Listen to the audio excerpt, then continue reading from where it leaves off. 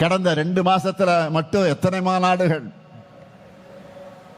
திருவண்ணாமலையிலே 1,50,000 இளைஞர்கள் கலந்து கொண்ட இளைஞரணி வடக்கு மண்டல மாநாடு,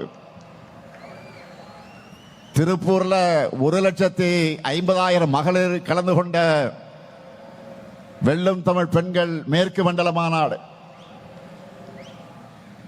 விருதுநகர்ல 1,00,000 இளைஞர்கள் கலந்து கொண்ட இளைஞரணி தென்மண்டல மாநாடு,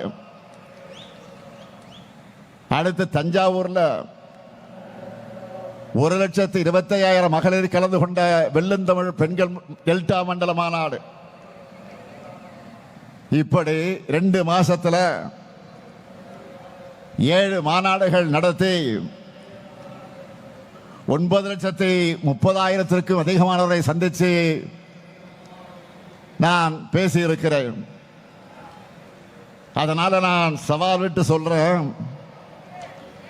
இந்த அளவுக்கு நம்மை போல பூத் லெவல்ல நிர்வாகிகள், இளைஞர்கள், மகளிர்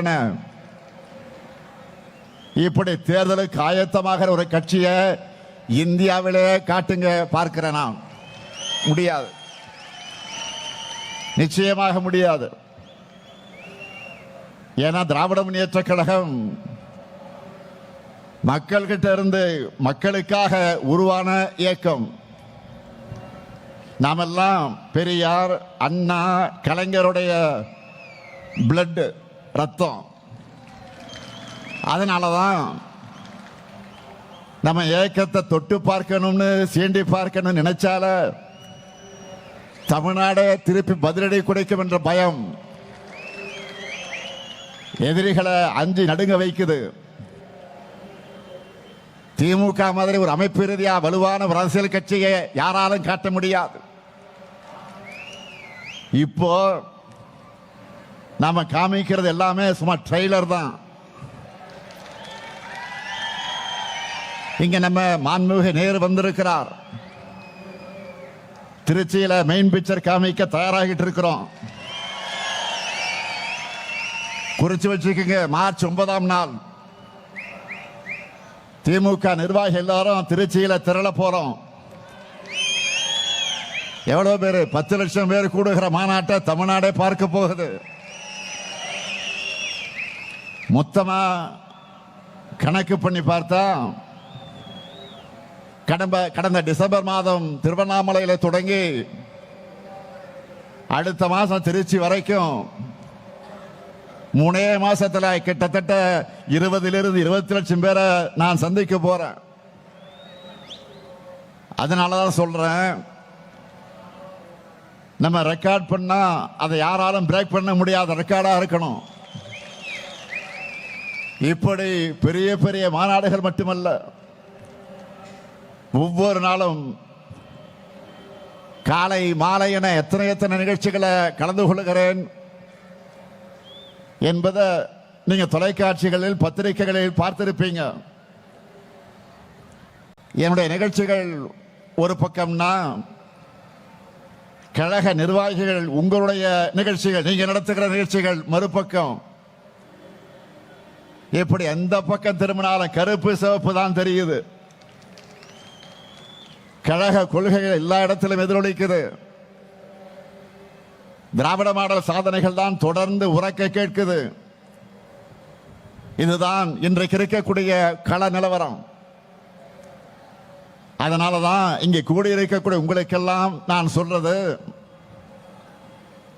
இந்த தெற்கு சீமையில மொத்த இருக்கக்கூடிய தொகுதிகளையும் கழக கூட்டணி தான் வெற்றி பெறணும். அதை நீங்க தட்டி தூக்கணும்.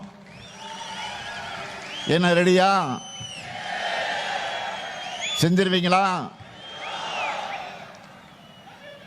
2019 இருந்து எல்லா தேர்தல்களிலும் நம்ம கூட்டணிக்கு வெற்றி மேல் வெற்றி தான். 2024 நாடாளுமன்ற தேர்தலில்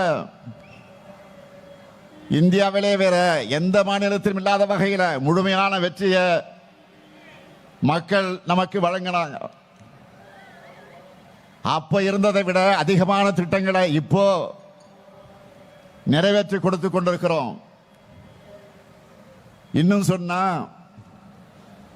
மக்கள் கேட்டதையும் செஞ்சு கொடுத்திருக்கிறோம். மக்கள் எதிர்பார்க்காத சர்ப்ரைஸான திட்டங்களையும் கொடுத்து இன்ப அதிர்ச்சிக்கு உள்ளாக்கி இருக்கிறோம். அனைத்து தரப்புகளின் கோரிக்கைகளையும் தீர்த்து வச்சிருக்கிறோம். அதனால இந்த முறை மிகப்பெரிய வெற்றியை உங்க மூலமா நான் எதிர்பார்க்கிறேன்.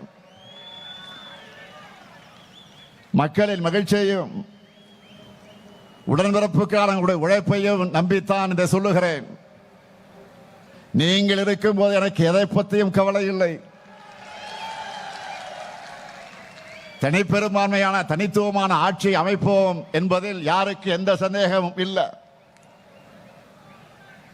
அனைத்து பகுதிகளையும் அனைத்து தொகுதிகளையும் வென்றோம்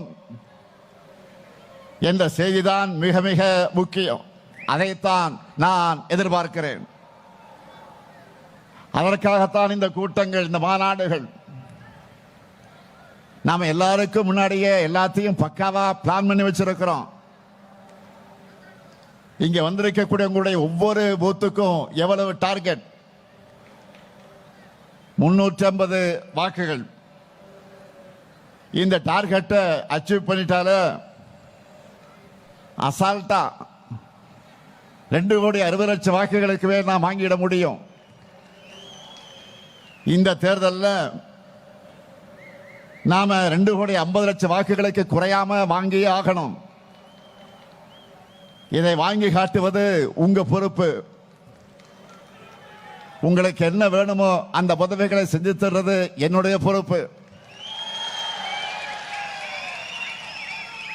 2,50,00,000 பெரிய நம்பரை யாரும் யோசிச்சு ஷாக் ஆகாதீங்க. இங்க வந்திருக்கக்கூடிய ஒவ்வொருத்தரும் ஆளுக்கு 40 அல்லது 50 வாக்குகளுக்கு பொறுப்பேற்றுக் கொள்ளுங்க.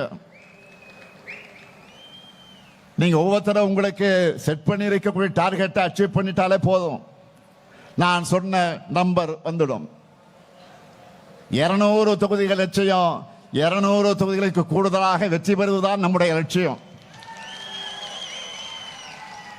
அடுத்து 2 மாசம் உங்களுக்கும் சரி எனக்கும் சரி நோ ரெஸ்ட். ஒவ்வொரு வாக்காளரையும் நீங்க எல்லாரும் குறைஞ்சது 5 முறையாவது நேரில் சந்திக்கணும். இதை ஏன் சொல்றேன் தெரியுமா? என்னதான் வாட்ஸ்அப், இன்ஸ்டாகிராம் இப்படி புது புது ஊடகங்கள் வந்தாலும் ஒருத்தருடைய வீட்டு படியேறி போய் அவங்க கிட்ட கையெடுத்து கும்பிட்டு பணிவா வாக்கு கேட்கிற பிரச்சாரத்துக்கு எதுவுமே ஈடாகாது. ஆன்லைன் செயல்பாடுகள் முக்கியம்தான், நான் மறுக்கல. ஆனா களத்தில் நீங்க வேலை செஞ்சாதான் அதுக்கு மதிப்பு இருக்கும். நான் அதனாலதான் திரும்ப திரும்ப அழுத்தி அழுத்தி சொல்றேன். பரம்பரையா திமுகவுக்கு வாக்களிக்கிற குடும்பமாக இருந்தாலும் சரி, இதுவரை நமக்கு வாக்களிக்காத குடும்பமாக இருந்தாலும் சரி, பிரச்சாரத்தின் கடைசி நிமிடம் வரை மக்களை நாம மீட் பண்ணிக்கிட்டே இருக்கணும். சாதனைகளை சொல்லி, வாக்குறுதிகளை சொல்லி வாக்கு கேட்டுக்கொண்டே இருக்கணும். இதை நீங்க ரிப்பீட் மோடில் செய்யணும். அப்பதான் நம்முடைய வெற்றியும் ரிப்பீட் ஆகும். தேர்தல் அன்றைக்கு பூத்துக்கு வந்து வாக்காளர்கள் நமக்கு வாக்களிக்கிற வர ஓய்வே இருக்கக்கூடாது. பணிவா, கனிவா, மரியாதையா, நட்பா அணுகணும். ஏனென்றால் என்றைக்குமே மக்கள் தான் எஜமானர்கள், நாம் அவர்களுடைய சேவகர்கள். மக்களை சந்திச்சு அவங்க குறைகளை கேட்டு அவங்களுடைய இன்ப துன்பங்களை கூடவே நிற்கிறதுனால தான் தேர்தல் அவங்களும் நம்ம கூட நிற்கிறாங்க. 75 ஆண்டு காலமாக திமுக வலிமையாக இருப்பதற்கு என்ன ரகசியம்? இதுதான். மக்களின் வாக்குகளை பெறுவதோடு உங்களுடைய கடமை முடிஞ்சிடுமா? இல்ல. வாக்கு பதிவு முடிஞ்சு மிஷின்ல சீல் வச்சு வண்டியில ஏத்துற வர நீங்க கவனமா இருக்கணும். கடைசி வாக்கு எண்ணி முடிக்கப்படும் வர கவனமா இருக்கணும்.